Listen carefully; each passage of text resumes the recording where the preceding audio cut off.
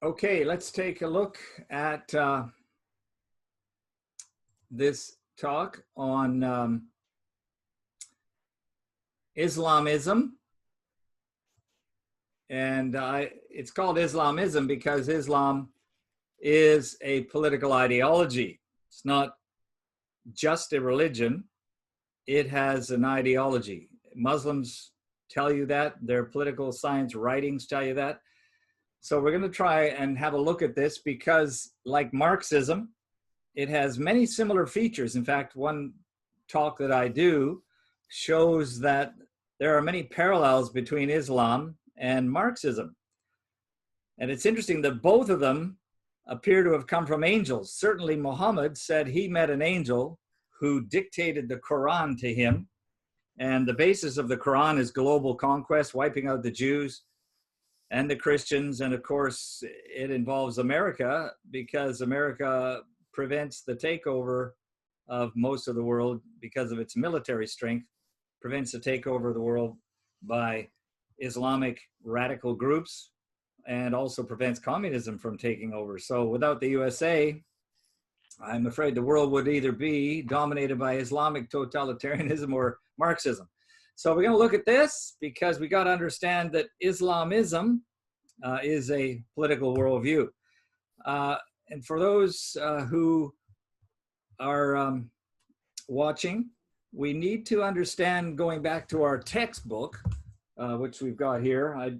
We won't really refer too much to it today, but we're going to see that both of these worldviews are totalitarian. They require state control, and they are utopian.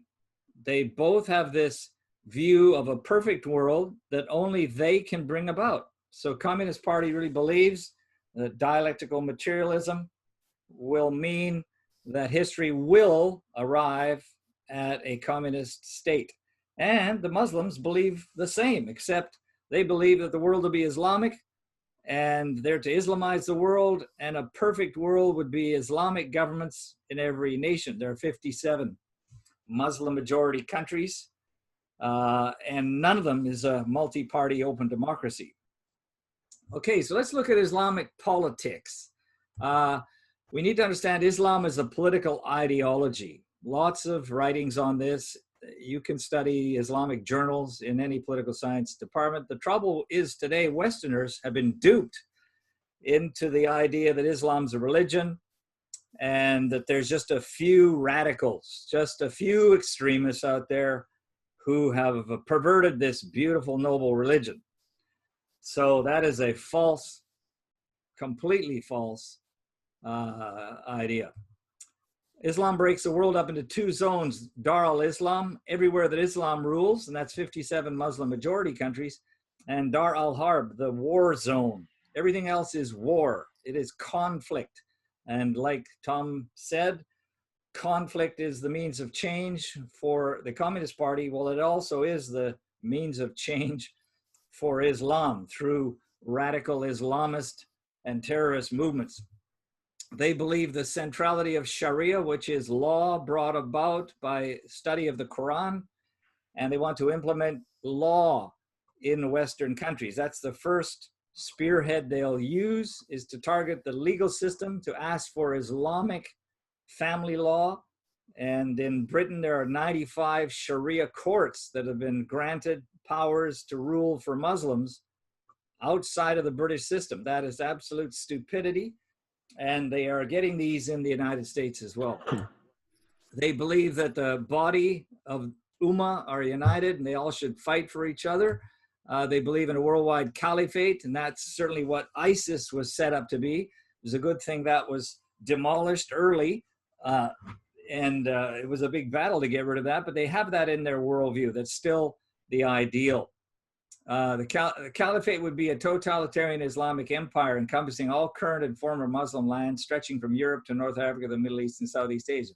So part of this utopian vision is to unite all these Muslim lands, and yet the ridiculousness of it is the internal fighting between Muslim countries is never going to allow this to happen. I mean, you know, you've got Khomeini fighting Saddam Hussein. I mean, you've got the Iraqis versus the Iranians, and so it diminishes their ability, but still there's this utopian drive to rule the world.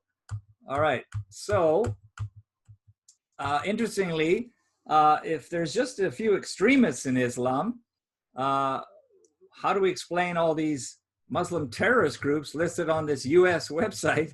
And so we can see here that these are not just fringe groups. These are using Islam as an explanation. They're not terrorist groups that just happen to have a few Muslims in them. These are named after Islam. Hamas, Islamic resistance, Hezbollah, Party of God, Islamic Jihad. So when people say, all religions have some extremists, I ask them to name a few Christians, and there are none. So I've had a reporter in the newspaper say, well, all religions have extreme groups of violence. I say, well, fine. Can you name any Christian ones? They absolutely were silent. I said, there are none because they're not advocated within Christian theology. They are advocated within Islamic theology because Muhammad was a warrior. Muhammad raised an army as one of the first things he ever did. When he fled Mecca and went to Medina, when he finally raised an army big enough, he came back and defeated his hometown of Mecca and instituted an Islamic state. That's the first action of Muhammad once he took power. So this idea that Islam is not political is complete lie. Sheikh Omar Bakri Muhammad of England said that jihadis will convert the West to Islam through ideological invasion. So we got to understand this strategy. And it's very much like Marxism. They march through the institutions, as Tom shared in the last video. Marxists are marching through the institutions to undermine them, take them over. Islam's doing the same thing. There are Islamic study groups on pretty much most major Western university campuses. In Australia, that was certainly the case where I studied. Every major campus in Australia has an Islamic studies department, no Christian studies departments. And so they aim to undermine the Judeo-Christian worldview and replace it with Islam. It is an ideological war. Yusuf Qaradawi, a Sunni Muslim cleric, head of the European Council, stated this: Islam entered Europe twice and left it. Perhaps the next time conquest, Allah willing, will be means of preaching an ideology. The conquest need not necessarily be by the sword. Perhaps we will conquer these lands without armies. We want an army of preachers and teachers who will present Islam in all languages and dialects. And that's quoted in The Islamization of the West by Dr. Patrick Sukdeo. So really, they know they're not going to militarily invade Europe, but they are by demographics, by immigration, as the West brings them in by the millions, and as they demand Sharia, and as they get concessions from Western governments, we are allowing ourselves willingly to be Islamized, which to the Muslim is a sign of Allah's blessing. The Westerners are asking for us to lead them. And we've just seen on the Canadian news that the mosques, one mosque back east in Canada, is now allowed to broadcast the prayer out loud in the streets. So now you've got the Muslim prayer coming out of the mosque, broadcasted right through the city. And people are going, hey, what's going on? Churches can't have meetings, but Muslims can broadcast right through loudspeakers blocks away their prayer call. Well, you are slowly seeing the imposition of Islamic practice in the Western nations. Conquest is their goal. Omar Ahmed, chairman of the Council for American Islamic Relations, which is a big lobby group in the US, has said it pretty clearly. Islam isn't in America to be equal to any other faith, but to become dominant. The Quran should be the highest authority in America, and Islam the only accepted religion on earth. I have no idea why this man hasn't been charged in the United States with subversion for these kind of sayings. And yet these people launch lawsuits against churches, against governments, against legislative states, claiming claiming discrimination, religious discrimination. These people do not accept the legal and political basis of the United States or any Western country. Islam's ultimate goal is the creation of a one world without borders under Islamic rule, a totalitarian economic political theocracy based on Islamic law, Sharia law. The Islamic Empire requires control over non-Muslim countries, also and specifically the United States. Their universal ambitions certainly can be stopped, but first they must be understood and resisted. Islamists intend to replace the US Constitution with the Quran, Sharia law. This is from this book, Islamic Economics and the Final Jihad. So let's look. We must protect our interests to start in devising a strategy towards Islamism. Now, I'm using the word Islamism rather than Islam because there's a trick that we need to understand the words. I once read an editorial in a Vancouver paper that astounded me, and yet it was clear as to how Westerners are confused about the goals. And this article said, Islam is a beautiful, noble religion. Islamism is a totalitarian, violent political ideology. And I sat there and read that. I thought, yeah, I get it. These people are trying to create a dualistic picture in their head. Islam is beautiful, but Islam applied, which is what Islamism means, the philosophy of Islam, is totalitarian political revolution. So if you understand that, people are trying to maintain this dichotomy that on one hand, Islam's beautiful and there can't be any Islamism. It's got to be just a few minor things. So they're torn. No, the whole thing is Islamism. Islamism is applied Islam. We must specifically and very repeatedly distinguish between Islam and Islam. If I'm talking about developing a policy towards Islamism, not Islam. States do not have policies towards religions, but they do respond to ideologies.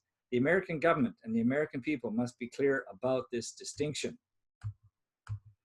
Islamism is a reform movement advocating the reordering of government and society in accordance with laws prescribed by Islam, according to the Merriam-Webster Dictionary. A reform movement advocating the reordering of government and society in accordance with laws. Very clear. You don't have to guess. We need to be very careful about the words.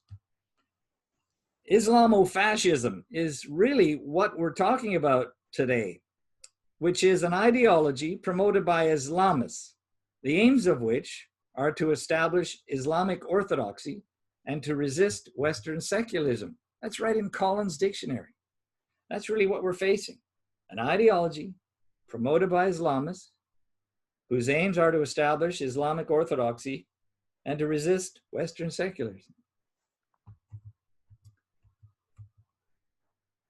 This is that quote that I mentioned. I had forgotten I have it in my series here. Islam is a noble religion, whereas Islamism is a totalitarian political ideology. Islamists want to establish by force Allah's rule on earth. So if you're trying to maintain in your mind, in your thinking, that Islam's a beautiful, peaceful religion, and there's a few extremists who are trying to hijack this noble religion, you are totally deceived. That's about like saying communism can be quite peaceful. Marx was a nice guy, you know. You're getting it wrong. Islamism, according to Daniel Pipes, a great political scientist, Islamism offers a way of approaching and controlling state power. It openly relies on state power for coercive purposes. Like Marxist-Leninism or fascism, it offers a way to control the state, run society, and remake the human being. It's an Islamic flavored version of totalitarianism. So again, both Marxism, applied by the communist parties, and Islam require and promote a totalitarian approach. They seek political control, top down. Most Christians are never thinking of top down. They're always thinking bottom up. Our ministry is always reach the individual and then, you know, don't worry about government. Well, we are missing the battle because Islam and Marxism both target government and advocate changing top down.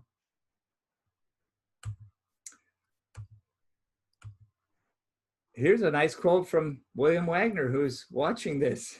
I like this, William. We must change in a constitutional sense how we view Islam. Islam is not merely a religion, the free exercise of which the Free Exercise Clause protects. It is also a religious government, the establishment of which the Establishment Clause prohibits. No religious doctrine shall be established by law. And we are doing this with Islam, even in the United States and Canada, as we produce laws that protect Islam enforced by government or police. So how does Islamism move forward through society? Well, they use nonviolent means in the West because except for terrorism, like running people down on a bridge or in a walkway in France, or slitting people's throats in Holland, or bombing buildings or shooting up newspapers in France. But other than that, which is going on everywhere in the world, by the way, lawful Islamists advance their cause through lobbying politicians, intimidating the media, threatening international boycotts, making predatory use of the legal system, advancing novel legislation, influencing the content of school textbooks, and in other ways exploiting the freedoms of an open society. They advance their agenda in incremental steps, leading to fundamental changes in society. So they are very much like Marxists. They march through the institutions claiming that they have a better way, a perfect way. They're both utopian. We can solve the world's problems. And yet if you ask them, why doesn't communism work? They'll tell you that it hasn't really been applied yet. And if you say, why doesn't Islam work? You got 57 Muslim majority countries. Why isn't Afghanistan perfect? Why isn't Pakistan perfect? Saudi Arabia, Iraq? They'll say, well, they're not applying the real Islam. So that's a typical utopian vision. It doesn't work in reality because in the case of Marxism, you're starting with atheism. In the case of Islam, you're starting with a false god, Allah.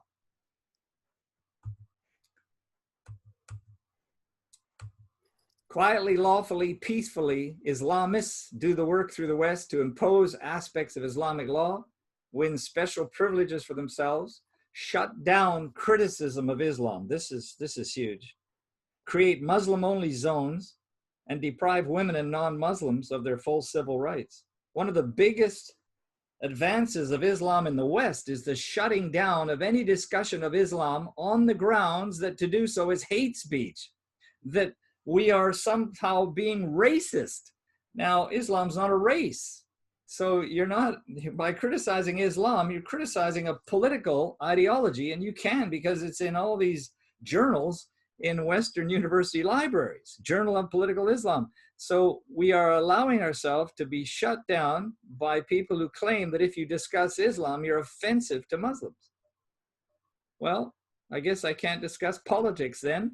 I can't discuss the Democratic Party's policies because it might be offensive to somebody in the US Democratic tradition. I mean, it's ridiculous. We must be free. We cannot lose our free speech to discuss any political vision that's going on in our nations. Some schools are having compulsory mosque visits, and this is all under the cultural jihad. The visit to the mosque will provide an insight for pupils into the nature of British Islam, help them understand how Islam is presented in the media, and that groups like ISIS are not a true reflection of the Islam followed by the vast majority of Muslims. Well, therein is the undermining of any true knowledge of Islam from right within the UK itself. They're trying to sanitize political Islam and tell us that ISIS doesn't represent Islam. If Islam is peaceful, then Muhammad wasn't a Muslim because he wasn't peaceful.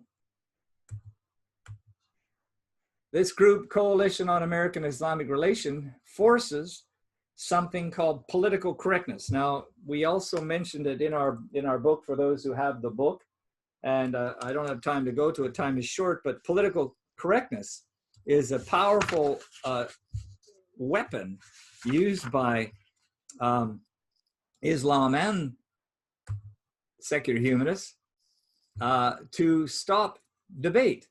Despite being named to the United Arab Emirates list of designated terrorist groups and exposed by the FBI for its terrorist ties, Hamas-linked Muslim Brotherhood front group, CARE, has forced the resignation of a senior teacher at Foster High School in Richmond, Virginia, for handing out materials to students that said, Islam is more of an ideology than a religion. It's an ideology of war. So this CARE probably sued the government or the high school and won. And this poor teacher has been forced out for simply stating the facts. Lobbying groups, they include the Islamic Society of North America, the Umbrella Organization, and the North American Islamic Trust, which controls most of the mosques in America, and is the forerunner to the Council on American Islamic Relations, this country's largest Islamic civil liberties group. CARE has 33 offices and chapters nationwide in the US and in Canada. CARE is really an Islamic political correct front organization. CARE Canada, Council on American Relations of Canada, tried to ban Reverend Franklin Graham from entering Canada because they said his talk, he made hateful statements about Islam. Well, he basically said Islam's not a religion of peace. And for that, they tried to get him banned from entering the country. And he had said after 9/11 that Islam was a very evil and wicked religion. How many courts are there in Sharia courts in Britain? Decisions concerning marriages not recognized under English law, polygamy, and disputes regarding children are being made by at least 85 Sharia courts. The Muslim Arbitration Tribunal panel set up by lawyer Sheikh Faisal Akhtab Siddiqui are now operating in London, Bradford, Manchester, Birmingham, with more planned for Glasgow and Edinburgh. This is the Trojan horse. And we have these all throughout the United States. And here's a picture I showed last week, put out by Muslims, clearly illustrating their objective that Sharia law is the real future for all of Britain. And that's why Britain is all green with a Sharia flag in the middle. They're not backward in stating their political aims. This is not a neutral religious practice. This is a political aim. Islamic courts are now legally binding, and the Archbishop of Canterbury said so, that formal recognition of the Sharia law is now unavoidable. And Lord Chief Justice Lord Phillips said there's no reason why principles of Sharia law should not be the basis for mediation or other forms of alternative dispute resolution. Global blasphemy laws. I mean, this is unbelievable here. Iran calls on the Organization of the Islamic Council. By the way, this is the huge block of Muslim voting countries in the UN, which constantly criticize Israel as the most apartheid state in the world, and America is evil. And they want to criminalize any criticism of Islam. We want those who are behind this, criticizing Islam, to go on trial and be punished. And we expect the OIC to take urgent action to compile a convention to prevent such acts and not allow these publications. That's Iran's foreign ministry. So there's a big move in the UN to try and get Islam protected, as they simply then would conquer nations by the process of Islamic jihad in ideology. Here shows you what happens when Islam gets into law at the highest level. Section 295C of Pakistan's code says, whoever by words, either spoken or written, or by visible representation, or by any imputation, innuendo, or insinuation, directly or indirectly, defiles the sacred name of the Holy Prophet Muhammad, peace be upon him, shall be punished with death or imprisoned for life, and can also have a fine. So there's a felony in Pakistan and a lot of other countries like Afghanistan, Iraq, Saudi Arabia, punishable by death if you impugn or suggest or insinuate, even indirectly, that perhaps Muhammad isn't the greatest prophet or whatever. You can be put to death. In fact, I don't know if it's still able to be brought up. I just pulled up, I don't have time, I better not, but I just pulled up a proof of this today in one of the ministers in Pakistan has reinforced the law that any blasphemy will be put to death in Pakistan. That was in the news today. Islamophobia will become a crime in the United Kingdom. In an interview with Muslim news website, Labour candidate Ed Miliband said the Labour government would make Islamophobia an aggravated crime. So talking about Islam in a critical way, because it's political, could become a crime. Because a crime today is not speaking a lie. A crime could be speaking the truth, but somebody doesn't like what you say, and so they feel offended because you spoke the truth. Therefore, you're guilty because they have hurt feelings. We are going to make sure, he said, it is marked on people's records with the police to make sure they root out Islamophobia as a hate crime, he said, adding, it will be the first time the police will record Islamophobic attacks. So this is Westerners who are advocating literally their own demise of their countries by inviting Islamic Sharia to become the law of the land, and anyone who criticizes it would be punished.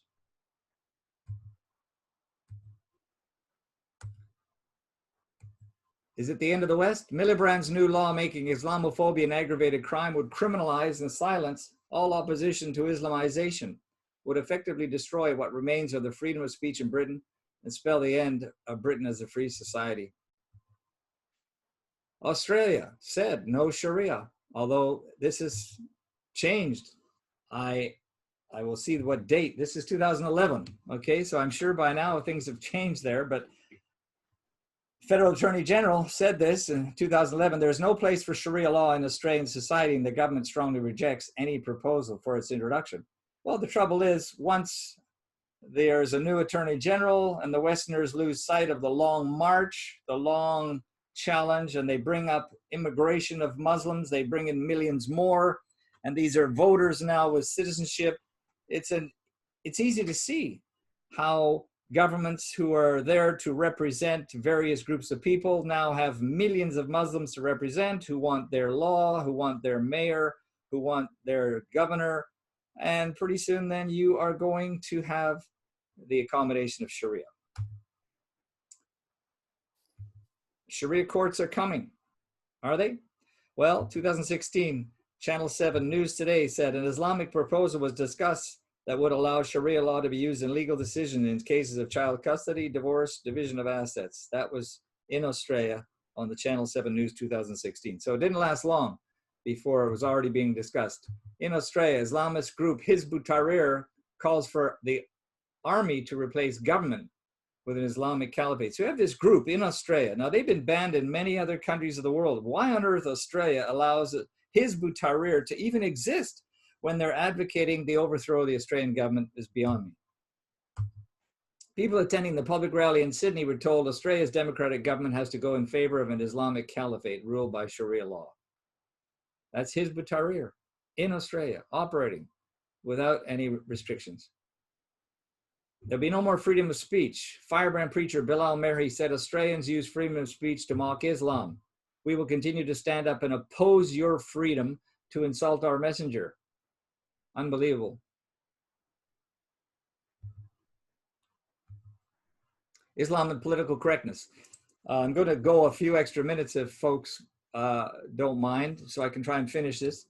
If you have to go, just click out and we'll see you next week. But I'm going to try and cover some of this, so bear with me. In the 9/11 Commission, the terms jihadist, jihad, Muslim, and Islam appeared a total of 625 times. In the Obama administration's 2009 National Intelligence Strategy Report, those terms did not appear once. They were completely stripped out of the intelligence assessment. So it's become illegal to link the word Islam with terrorism in some Western countries. These are activists or these are militants. So we can never link the word Islam and terrorism together, which means we can't really identify the enemy you're dealing with. So the Fort Hood massacre by Major Hassan was redefined from Islamic terrorism, which it was, to workplace violence. Workplace violence. I mean, if you're going to call Major Hassan's slaughtering, I don't know how many he killed, 18 or 20 and wounded 30, I think, I can't remember. And he did it as a jihadist. He wore the white hat. He went in and offered Qurans to his neighbors, which are all the sign of somebody going into a jihad. Then he walked into Fort Hood military base because he was a soldier, and he shot a whole bunch of people, whilst calling out Allahu Akbar. But this is not an Islamic event. It's workplace violence. So when you start redefining these terms, you deceive your population. Criticism of Islam is now racial discrimination. The top Justice Department officials convened a meeting, this is the US, where invited Islamic advocates lobbied them for cutbacks in anti-terror funding, changes in agents' training manuals, and a legal declaration that US citizens' criticism of Islam constitutes racial discrimination. That's unbelievable. This cannot be passed in law, that because Islam's not a race, any more than Christianity is a race. Here's two Muslim senators now, the first and second Muslims to be elected to national public office. Minnesota Democratic Rep Keith Ellison and Indiana Democratic Rep Andre Carson wrote to Secretary of State John Kerry and Secretary of Homeland Jay Johnson in 2015. We write to raise our deep concern regarding the visit of Mr. Geert Wilders, a Dutch lawmaker known for perpetuating Islamophobia. Geert Wilders was exposing the takeover of the Netherlands by Islamic Sharia. And these two men elected to public office tried to shut down a member of the Dutch parliament for even speaking in America. That's what happens. We respectfully request that the US government deny Mr. Wilders' entry due to his participation in inciting anti-Muslim aggression and violence. Yeah, he's not inciting anything. He's declaring the truth, but this is the spin on the words that both Marxism and Islam uses.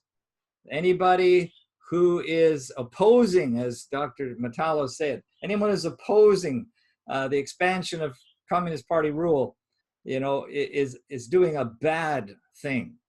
Anybody who's promoting it, it's a good war. Same thing with Islam. If you're opposing Islamic takeover, you're inciting anti-Muslim aggression in the United States. Former Senator Rick Santorum said, ISIS repeated attacks on Western traditions are proof that terrorist organization despises the values Americans hold dear. Radical Islam is confronting this country, he continued. Terror is a tactic and radical Islam is an ideology. Well, here's one guy who knew it for what it was. What good is freedom of belief if you can't speak what you believe, Santorum asked. If we don't have liberty, what's it all worth? That's 2015.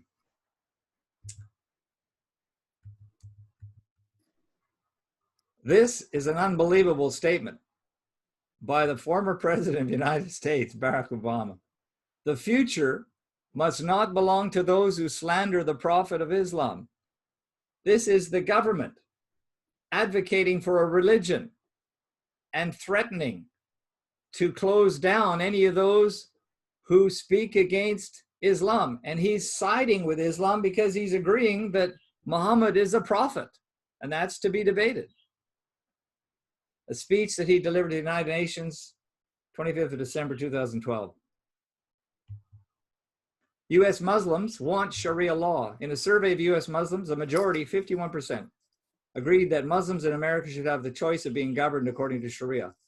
When that question was put to the broader US population, the overwhelming majority held that Sharia should not displace the US Constitution, 86 to 2%. More than half, 51% of US Muslims polled also believe either that they should have the choice of American or Sharia courts, or that they should have their own tribunals to apply Sharia. But only 39% of those polled said that Muslims in the US should be subject to American courts. What an amazing statistic we have to take note of, put out by the Center for Security Policy. Sharia has been used in 27 US courts. In a 2011 study, Sharia law in American state courts, an assessment of state appellate court cases, a sample of 50 cases, found that in 27 of them, in 23 different states, the courts in question allowed the use of Sharia, generally to the detriment of women and or children whose rights under our Constitution were infringed.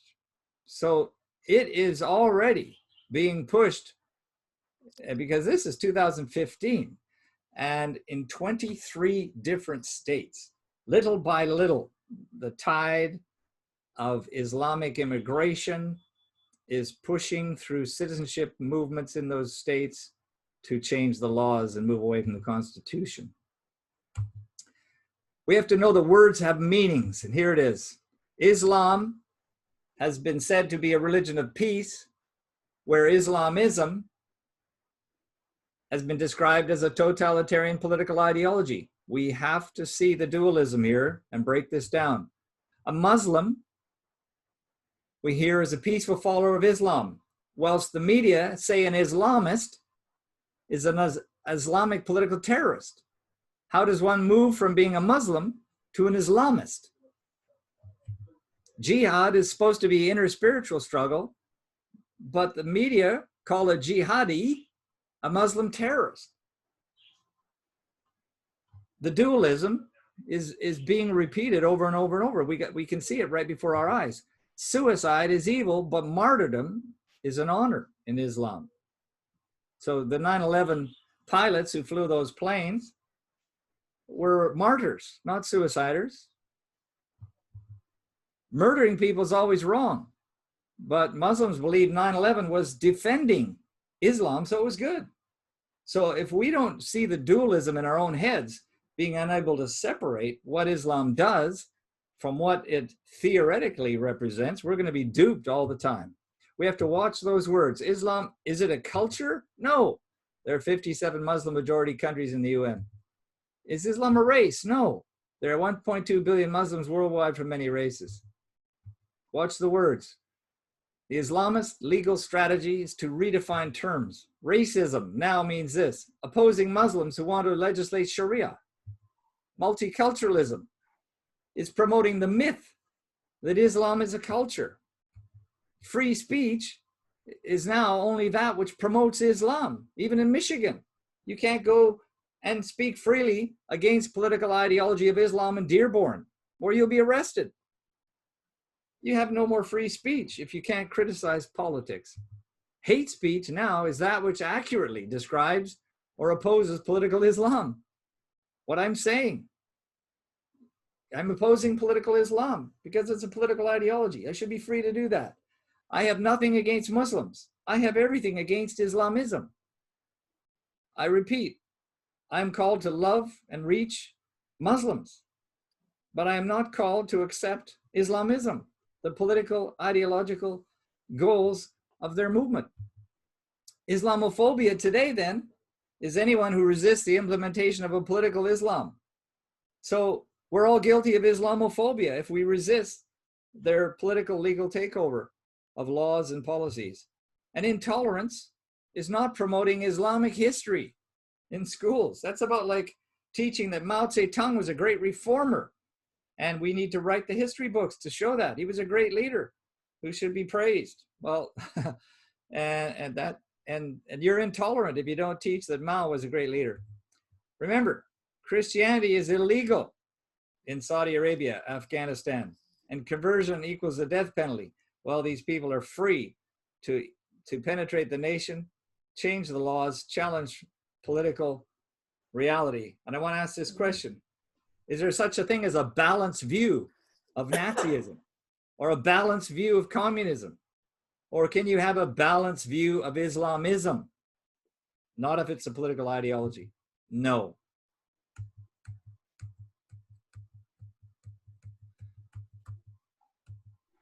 I want to show you very clearly.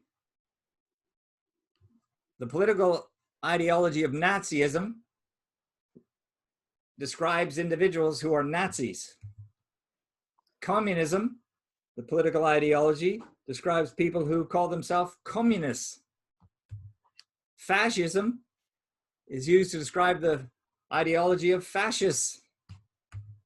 Socialism describes the philosophy of socialists. Anarchism describes anarchists. And Islamism describes Islamists.